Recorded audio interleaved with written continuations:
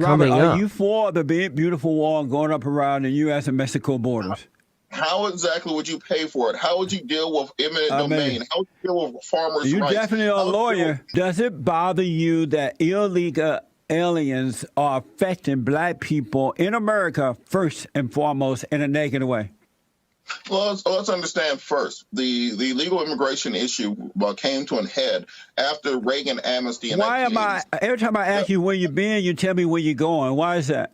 Well, because you have to have an actual conversation around things. We're No, not I'm talking asking you specific questions that you're not answering. Well, hold on. Do you This care isn't that black people are Make being the point. hurt This is first what I'm and saying. foremost? So let's start with Reagan amnesty in 1986. which Robert, is why I didn't ask about Reagan. Where's Reagan now?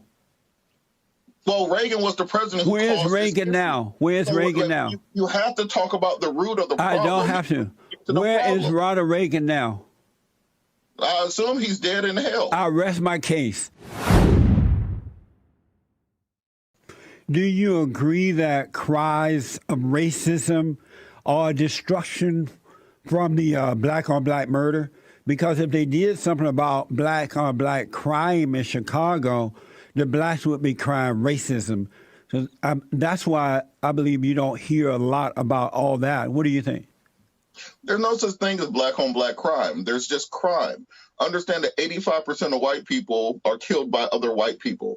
Crime is a proximal issue because we still live in a society which is largely geographically segregated. People kill, rob, beat up other people who live near them who are generally of their same race. So this idea of black on black crime is just kind of a concept invented in the 80s to prevent law enforcement and politicians from having to address the real issue, which is crime, which is overpopulation, which is lack of economic opportunity, lack of educational achievement, the lack of putting investments in communities to secure them from criminal elements. But you might not be aware, but blacks are more than 4 times as likely to kill blacks as whites are to kill whites. So it is black on black crime. You used the word black economics situation, right? Blacks are having problem with money. Correct. When will the blacks been crying about that for over 70 years now? At what point will blacks stop acting poor or being poor and showing the world that they are incapable of making finance or creating finance for themselves? How long will they use that excuse? Oh, it's not an excuse when it's governmental policy. You say the last 70 years, but remember when slavery was over, we still had over 100 years of Jim Crow until the 1960s. Even that, you had redlining, reverse law redlining. We've had issues with ending bank loans all the way up until the mid to late 2000s and all the way till today. So this concept or this idea that somehow black people just don't know how to manage money, don't know how to open businesses. Look at what happened in Black Wall Street, where we did all the things you're saying we should do, and then the government. I gotta say, Harlem Renaissance. You can go down the line. You cannot take out the Robert. Those are a bunch of excuses too. I grew up under the Jim Crow laws, and blacks were better off financially, morally, and everything else then than they are today. Most blacks are immoral. They are crying poverty. They are constantly crying racism. They want affirmative action. Now they are crying for reparation. Where is the shame? And why is it that they are not embarrassed about us being so poor and black and they need the white man to do something for them? Why can't they just finally shut up and do for themselves?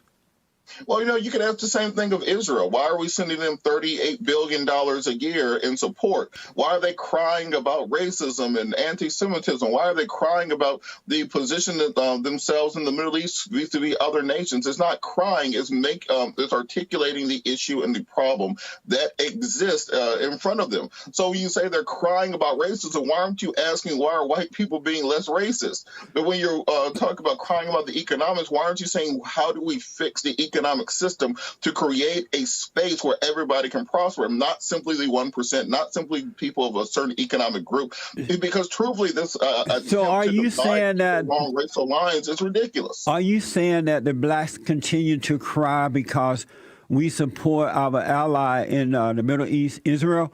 And so because we're supporting our friends in Israel, that's why the blacks will keep crying. They still want more stuff because somebody else is getting it. Nobody is crying. When you say crying, why are so many of these Tea Partiers crying when someone else gets gets something out of the governmental pot? Why are these corporations crying when you try to tax them to a point that is equal to other nations? Why are these big billionaires and billionaires crying every time you say that we want to do something economically for the rest of the country? It's not about crying. We live in a representative democracy. I don't know if you... The whole point of the First Amendment is for people to have the right to redress their government for to address their needs. But I don't know if you... First of all, are you pro-Israel? I don't believe that there is a pro and anti-Israel faction. What I do know is that the United Nations... Are you pro-Israel? Well, what does that even mean by pro-Israel? Do you support Israel? Well, what do you mean by support Israel? Do you mean do I support the Netanyahu regime, which has recently been indicted for corruption and bribery? Are you saying do I support the killing of innocent Palestinians? Robert, do you support Israel? You have to articulate what you mean by support Israel. You just keep saying the same thing. Articulate a point. So you're not going to answer that, but let me ask, you didn't ask a question to answer. I asked, did you support Israel? You went around that. And I asked, what do you mean by do you support Israel? What do the words you're saying mean? I thought you were an attorney. You should know what those words mean. Do you support? Are you saying do you support the Zionists? Do you support Netanyahu? Do you support the right of Israel to exist? Do you support their position within the United Nations? Then a nuanced question which you are presenting in a way that does not make sense. Amazing. So let me ask: do you support Palestine, the Palestinians? And what do you mean by that? Do you mean do I support Hamas? Do I support the right to return? Do I support the refugees? Do I support the 1947 lines? Do I support the 1964 lines? You have to ask questions that are tight and concise. Because of time, let me do this. I don't know if you're aware or not, most cultures around the world, especially in America, are sick of black people. They're sick of being falsely accused of being racist. They are sick of black people whining and begging and being violent toward other races. Even the Mexicans don't like the blacks. Why don't you people work on getting blacks to change their attitude? Stop being angry. Stop being violent. Stop begging, rather than keep pushing the beg and act. Why not become decent people again? Jesse, I've been to 22 nations around this world. Not one of them says they hate black people. I've been to Japan, Thailand. I've been to all over Central America, Mexico. No one hates black people. Yes, they're fed up with them. The income inequality, the lack of rights between groups. They hate the fact that there are portions of this world that... They may not be telling you, but they do hate them. What's your opinion? Who was a better president, Barack Obama or the Great White Hope? What? Who was a better president? Who's the Great White Hope? President Trump. I don't think President Trump is the Great White Hope. I think President Trump is president like any other president. He's done good things. He's done bad things. The same that President Obama was just much like other presidents. He's done good things and bad things. What good thing did the fallen Messiah Obama do? Well, let's understand he passed the Republican health care bill. He passed Romney Care nationally. Let's understand that he continued the Bush economic policy of Keynesian direct injection into the economy, and continued the Bush military policy of preemptive war in the Middle East. I asked what good thing did he do? Not all the bad things. And what good thing did Obama do? Hold on. So you don't think continuing the Bush strategy in the Middle East was a good thing? No. Do you think passing Republican health care? Do you think passing Republican health care was a good idea? No, absolutely no. You're not able to name anything good that the fallen Messiah did. Let me ask. I just named 6 things. I'm sorry? I just named 6 things. So are you for the wall, big beautiful wall going up around the borders? Well, I understand it will never happen. So that's part of the issue you for it? Are you for it? It is economically impossible. It is physically impossible. There's no way for it to actually work, and President Trump hasn't articulated a Robert, method. I don't know if you understand it, and I'm asking you simple questions that you're not answering. Are you Well, because you are asking complex questions in a simple way. are you for the big beautiful wall going up around the borders? Do you have any concept of how to pay for that wall? Explain to me how. That's not the answer to my question. Are No, you that is for absolutely. Look, I'm for unicorns and I'm for clouds. If I can't pay for it and make it happen in real life, it doesn't matter, does it? So how is that why you are paying for this wall? Robert, are you for the big beautiful wall going up around the U.S. and Mexico borders? How exactly would you pay for it? How would you deal with eminent domain? How would you deal with farmers' You rights? definitely are a lawyer. Barriers. So let me ask this. When illegal aliens come into our country, they land in the inner cities for the most part. And by moving into the inner cities, they bring drug, crime. They're invading the public school systems. They are invading the healthcare system. They're running black people out of their own communities. They're bringing in gangs that are fighting against other blacks. Does it bother you that illegal aliens are affecting black people in America first and foremost in a negative way? Well, let's understand first, the legal immigration issue came to an head after Reagan amnesty in Why am I, every time I ask you where you've been, you tell me where you're going. Why is that? Well, because you have to have an actual conversation around things. No, I'm asking you specific questions that you're not answering. Do you care that black people are being hurt first and foremost? So let's start with Reagan amnesty in 1986. Robert, why I didn't ask about Reagan. Where's Reagan now? Well, Reagan was the president who Where's Reagan now? Where's Reagan now? You have to talk about the root of the problem. I don't have to. Where is Ronald Reagan now? I assume he's dead in hell. I rest my case. So the question is, do you care that black people are being hurt first and foremost by illegal aliens coming into our country? Well, you're starting with a faulty premise, which is that illegal aliens are hurting the black community. What you have to understand is that America is a graying nation. The birth rate has dropped over the last century, and we don't have continued immigration. Do you realize you're not answering any question, Robert? Nation.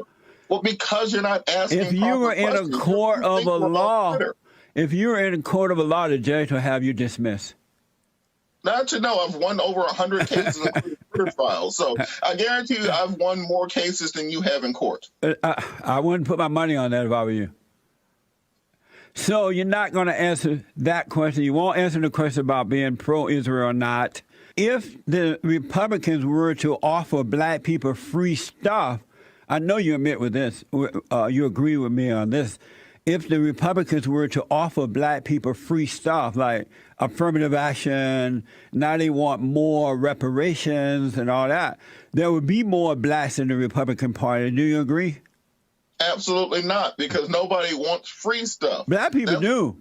No, they don't. This is where you're fundamentally misunderstanding. Well, why they want reparations and affirmative action and Obamacare?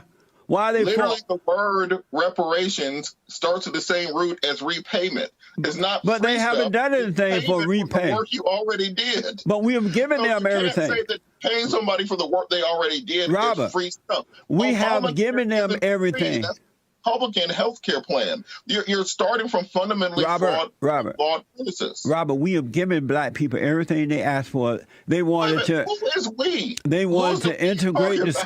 Remember, they wanted to integrate the schools, the white schools. They wanted to free welfare, so we gave them welfare. They wanted to move into the white communities, so we said, okay, y'all can move into the white communities.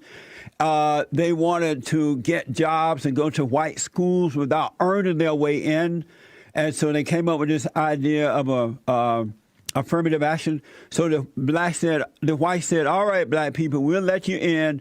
We'll hold back the whites and others who earned their way so y'all could get in because of your color. And so now we let black people in simply because they're black, not because they're qualified. Now they want more reparations. We don't have any more to get them. Do you feel embarrassed that black people are becoming so-called doctors and lawyers and whatever without earning it? Would you trust that kind of person? One, who is we in this situation when you're saying we gave it to them? The American people. We, the Americans. So you're saying the black folks aren't part of the we, that they're somehow other. And then secondarily, on this idea that black people don't earn their way into college. They don't. Action. Look at this college admission scandal where people are paying tens of millions of dollars to get their children into these schools of their choice. What else are white people supposed to do? They can't get their kids in by doing it in a natural way where they can earn their way, because the blacks are whining and begging and talking about racism. Let me in because I'm black, right? So what else are white people? Because I'm black, it's saying take down. What else are white people supposed to do? There was a point in time where people are. What else are white people supposed to do to get their children in? There was a point where armed people had to walk black folks into schools to stop them from being killed in order to go to college. This idea that they are crying and begging to go there is ridiculous. Not to mention the fact that right now it's actually the opposite, where white people are trying their hardest to claw their way into HBCUs because of the quality of education there. No, that's not true. That was a big mistake, too, back then for black people to force white people to let them in. Why weren't they smart enough to continue to build their own stuff as men, as the white man did?